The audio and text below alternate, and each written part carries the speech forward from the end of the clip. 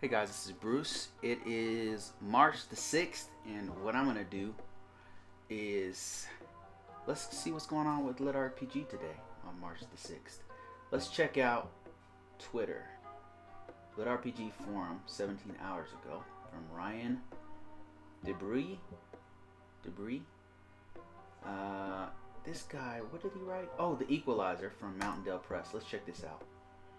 You guys didn't know, the top book, the man to beat right now is Mountaindalepress, and good luck with that, because Mr. Dakota Kraut is actually killing it right now. This is one of his authors. This is Ryan's book right here. It's top of the market, I think, right now. Let's go to Amazon. But if you were to check out LitRPG right here, one of the top books that you'll see. Well, Awaken Online just came out. I don't know if you knew that, but Travis Bagwell just put out his 4th book called Dominion, Awaken Online. Definitely gonna check that out. Kind of going through that series one by one. Big fan of Dakota Kraut, but big fan of Travis Bagwell. But this is kind of got it mixed up with Dakota Kraut's stuff here, Mountaindalepress. But this is it right here. This book is killing it right now, and it's doing really well as far as new releases go. Look, #1 new release in since they don't have a LitRPG category, it's in science fiction, TV, movie, and game tie-in, which kind of crazy how they do that, right? But yeah, look at that. It's killing it. Let's look at the numbers here. Let's look at the numbers. Right on down here. It's in the top 1,000. That's selling a lot of copies. How much is that? Let me see. I got my little cheat sheet here. He's selling approximately 130 books a day.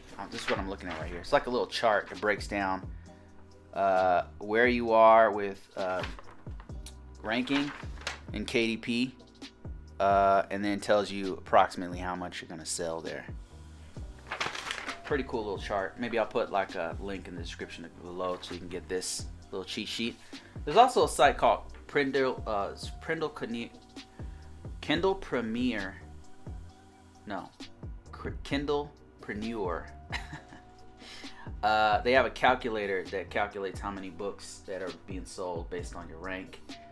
So you get your Amazon bestseller rank here, and then you put that number in that calculator. Let me see if I can just get it real quick. Beecher. But anyway, here's one of them right here. Let's just put in 600. I want to say he was like 600. My 6 button doesn't work. 609. If you click here, it'll tell you he's selling 151 books a day. He's making about $3,000 a month off this book. Killing it, murdering it. That's great. He's #2 in Dungeons and Dragons gaming. He's #2 in science fiction TV. He's #2 in role-playing game fantasies. Man, I wonder how you get in those categories. Killing it. So congratulations, Ryan. Man, I'm happy for you, man. I'm really happy for you. I gotta check out your book. I've not read it yet, but I'm kind of making my rounds. I'm a new guy, so I gotta read the classics first. But I will definitely get around to seeing why this is so successful.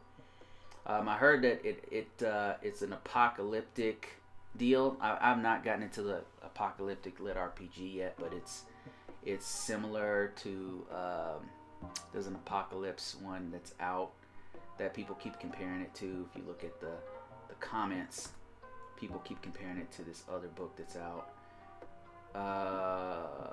Let's see. Yeah, Post-Apocalyptic LitRPG. Let's go to Reddit. Reddit had an awesome. Somebody posted something incredible on here that I thought would be fun to take a look at. This right here, LitRPG Bingo. This is classic right here. If you haven't seen this, man, you got to check this out. It's on Reddit, LitRPG, and what he's done is very sarcastic look at some of the tropes that some people have come to love in LitRPG and some people hate. But you've got trapped in the game for bullshit reasons. or no reasons. That's not my favorite. Pulling up an entire character sheet to show a single stat increase. Yeah, I'm not a fan of that. It kind of takes away from the flow of the story for me personally. It's especially annoying when it's on Audible, because they'll read the entire sheet, and it's like after a while your brain just goes numb when they're reading off a bunch of numbers. It doesn't work on. It might work in print because you can kind of just skip over the page, but on Audible, on an audiobook, it is annoying. It's just annoying. It takes you out of the story. It takes you out of the game. It's not good. Little to no psychological effects from not being able to return. This is my least favorite thing about the land. And I think he's talking about the land in his first row of bingo. But my least favorite thing about that book is that there's no psychological effects on Richter. I'm on the first book, so maybe eventually he does start talking about home. I kind of enjoy when he kind of references home, but the problem is that he doesn't talk about. He kind of mentions being from Atlanta and jokes around about it, but it's like character development. I feel like would go much farther if he talked about, man, I miss my mom's soup, or I like something. It would just give it more dimension if he talked about it more. I don't know. There seems to be no psychological effects from not going home, and it's also my problem with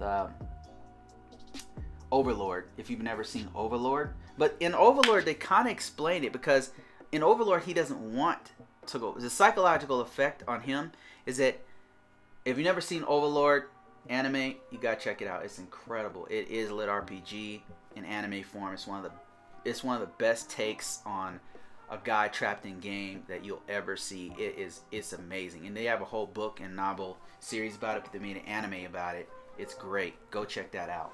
I believe you can see it on Crunchyroll, or VRV. I think might still have it, or Filmation. Any one of those, but or jack it for free offline. It's that good. It's worth it. Anyway, the psychological effects on that guy is that he's becoming the Overlord. It's a guy who logs into a game. He becomes this powerful character that he's built over time.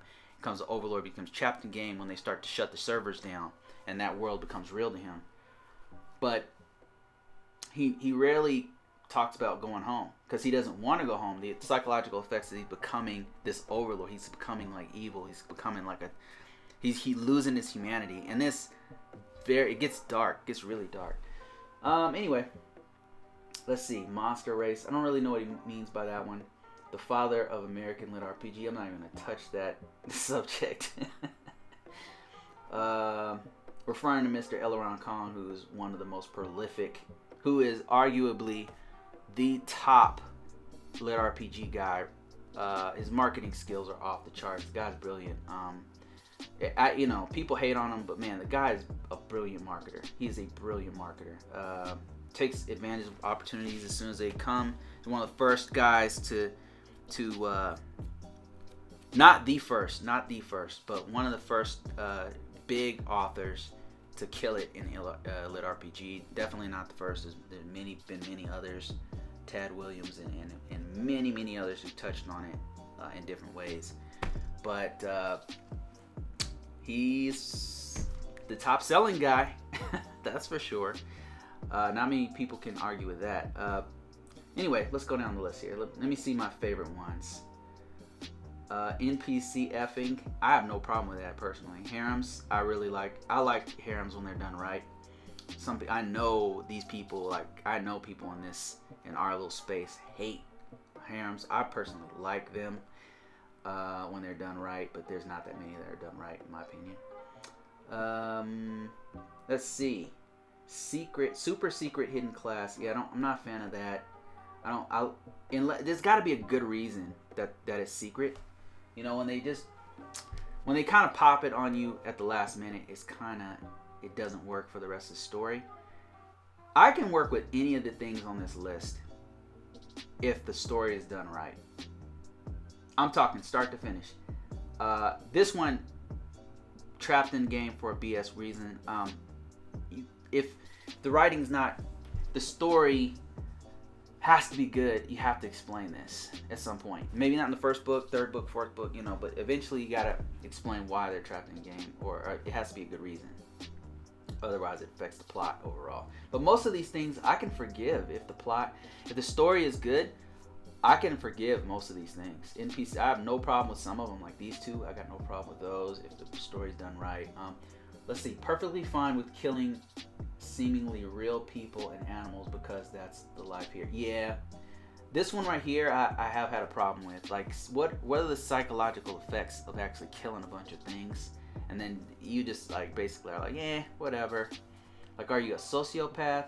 I believe that Ascend Online does a good job of this. Ascend Online by Luke, what he does is he says that the system basically does something to your mind to where the psychological effects of killing, the post-traumatic stress of doing battle, the system manages it. And then if I'm not mistaken, Awaken Online does something with this as well.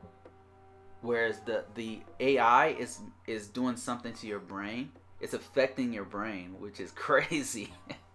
To make it so that the killing and the visceral post-traumatic stress is not as bad. I mean, I like how that they do something with it. That's kind of cool. Powerful allies that only know the main character for like a day. Okay, I don't know what would be powerful allies that have only known the main character for like a day.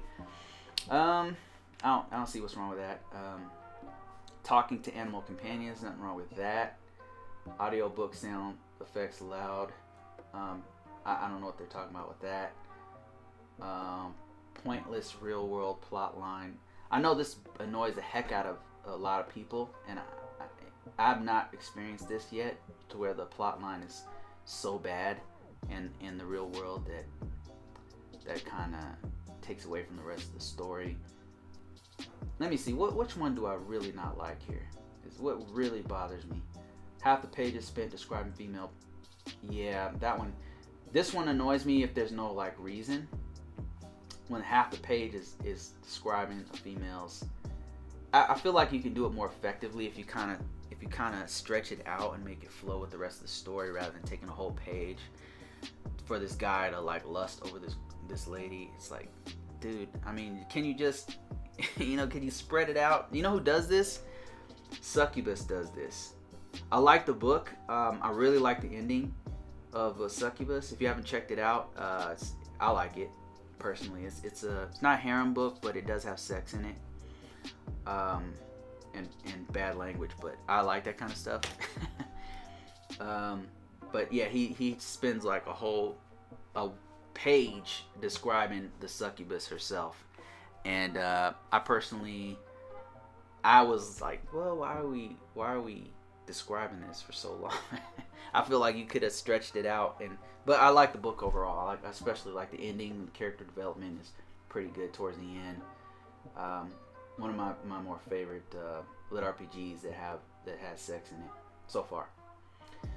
Powerful allies that have I've seen that one. Ability to learn any skill regardless of class. Okay, this one depends on the world, so I don't have a problem with that one. NPC largely unfazed by immortal killing machines. That's a good one. NPCs largely unfazed by the immortal killing machines that just show up one day. I think it's my favorite one. That's true. Like, why are the NPCs shocked by these gods that are coming from another universe and killing everything in sight, and they're immortal? Oh man, little to no psychological effects from being stuck. Okay, I read that one. Anyway, yeah, you guys check this one out. Let's see who posted this.